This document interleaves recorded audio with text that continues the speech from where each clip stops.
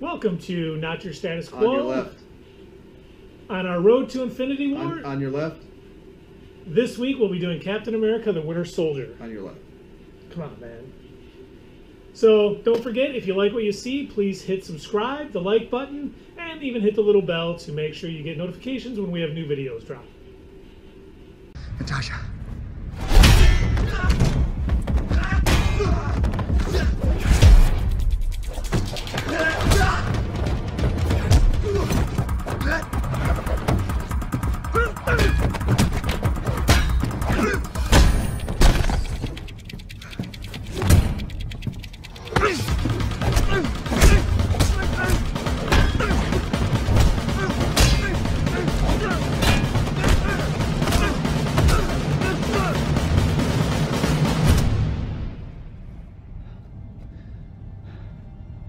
Je croyais que tu étais plus qu'un bouclier. Okay, well, the first thing we'll discuss is I'm on your left. Performances. Everybody in this movie kicked ass. Great direction, great acting, great everything. This has got to be like either number one or number two in the whole MCU. I agree 100%. I mean, no, there was no bad performances in this movie. I liked everyone in it. And they had a huge cast to work with. I mean, they had, minor villains, big villains, the biggest villain, everything in this. And everyone did a great job. Yeah. I mean, I don't even know if I can go through the list and name them all individually. And you've seen them in all the other movies. Of course, Robert Redford's in this movie. He's always great. He's like the Brad Pitt of his age. Or would Brad Pitt be the Robert Redford of his age? Yeah, probably.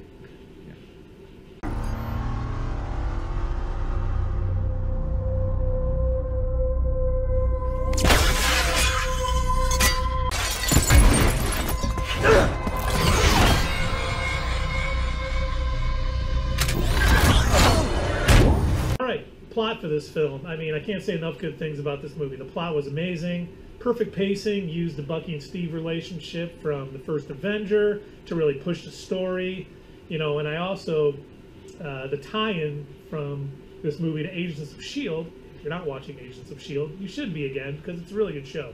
But the tie-in is really what got this show back on track, because it started off slow, and then when S.H.I.E.L.D. fell because Hydra had infiltrated it, really made this movie good. I really hope, there's been talk that Agents of S.H.I.E.L.D. is going to be canceled after this year.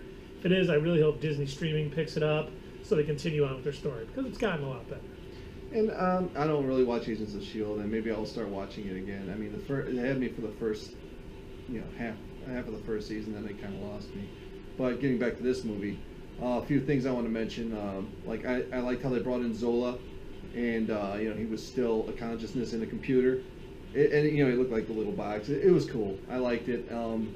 I just wish that that he would last longer, but I don't know if he could transfer himself out of that database, because that's where he was. So I don't know if he'll come back or not. But that it'd be kind of neat for the villains to last a little longer. But it was still kick-ass. Absolutely. Anything else to add there, sir? No.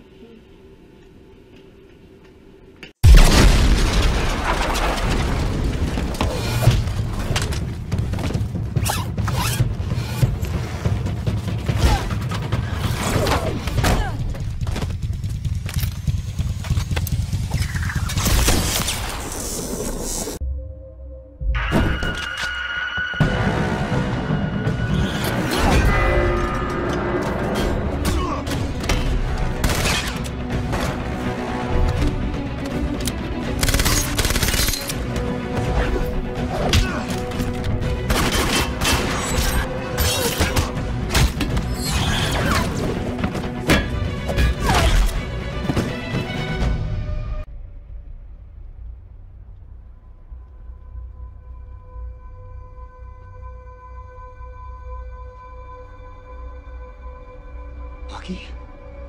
Who the hell is Bucky? Other items of note in this movie. What stuck out with you? Well, I think the first thing, when Black Widow comes to pick him up, she's like, "I'm here to pick up a fossil." That was kicking. That was a great movie. And then when they're going on the first mission, when they're going to fight Batroc on the ship, Fury is sending Widow on a different mission to Cap to give that information. But I think it's funny because, she actually says, "Oh, it isn't complicated."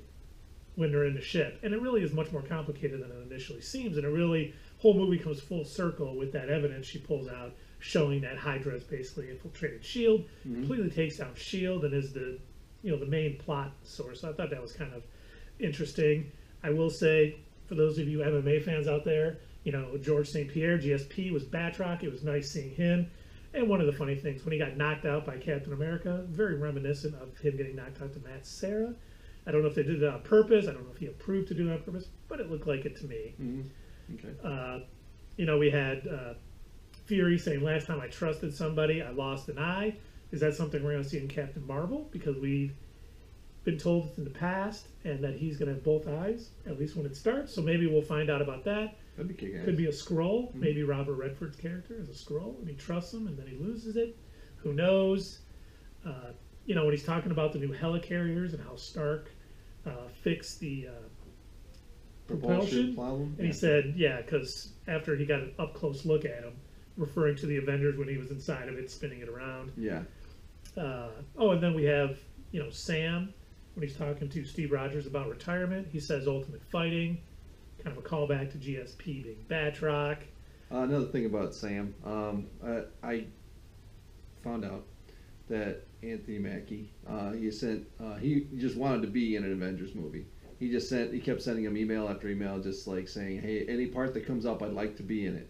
And nothing happened until it caught Kevin Feige's attention. And Kevin Feige actually saw it, and he cast him as the Falcon.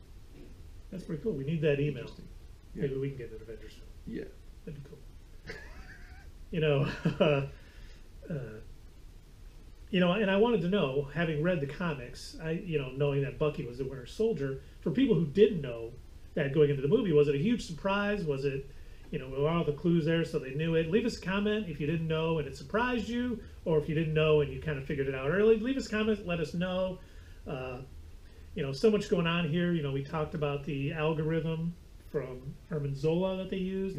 They have a couple call-outs to people, one being Stephen Strange, Bruce Banner, the guy in Cairo. Which could be Moonlight. Not Moonlight, Moon Knight. Sorry. There you go. Boom. And I think one of the best things about this movie, too, is the fight scenes are absolutely incredible.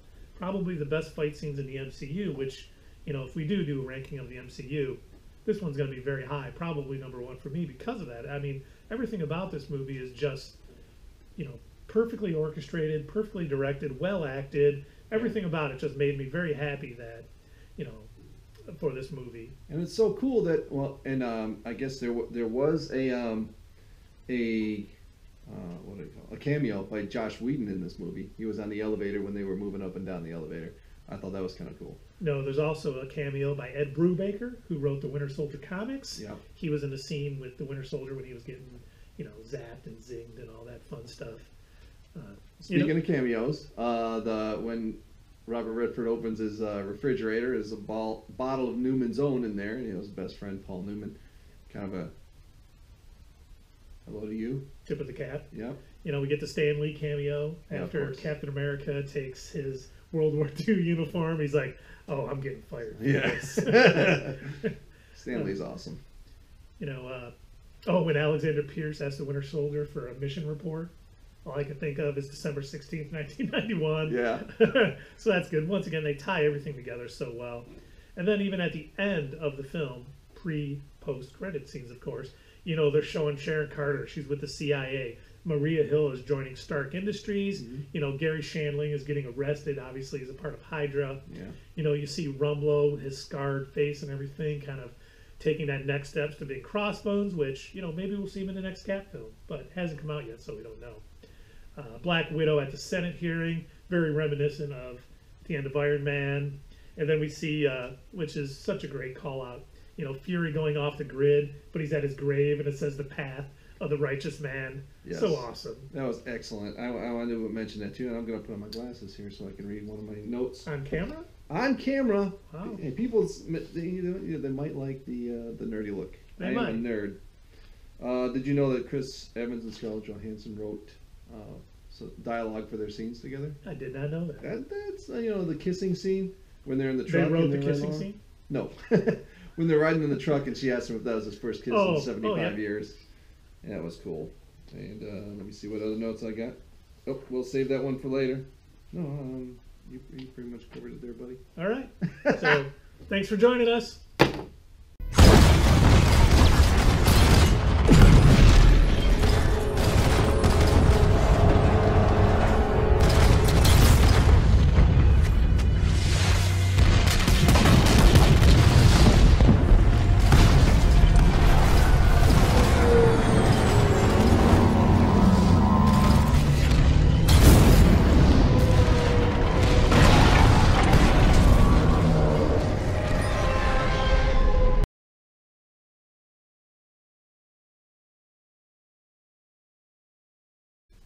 Once again, you thought we were gone. But we're back. We are back, and I'm Back still again. on your left. The after credit scene, well, mid credit scene with Baron von Strucker, a scene that was directed by Joss Whedon, Yep. showing Quicksilver and the Scarlet Witch. That's right. He talks about it being not the age of spies or soldiers anymore, but the age of miracles. Yep. Kind of their keyword for mutants. Yeah, and he mentions that Hydra, Shield doesn't matter anymore. It's all over. And then the post-credit scene, we get Bucky going to the museum that we had seen Cap in earlier and looking and seeing actually his thing. And I think that's just kind of showing, hey, Cap got through to him when they were fighting, and he kept wouldn't fight him back and said, we're friends. I'm with you to the end of the line, all that stuff, and it really got through to him. But he was at least doing his research to make sure, he wasn't really being lied happened? to. Yeah. Absolutely. And interesting note, if you're a Gary Sinise fan, Gary Sinise did the narrating in the museum. When you walk up to the thing and starts talking, that's Gary Sinise's voice. I did not know that. Well, Good stuff. It's good stuff. No voices. Okay, sorry. The twins. Sooner or later, they will meet the twins. It's not a world of spies anymore, not even a world of heroes. This is the age of miracles, Doctor. There's nothing more horrifying than a miracle.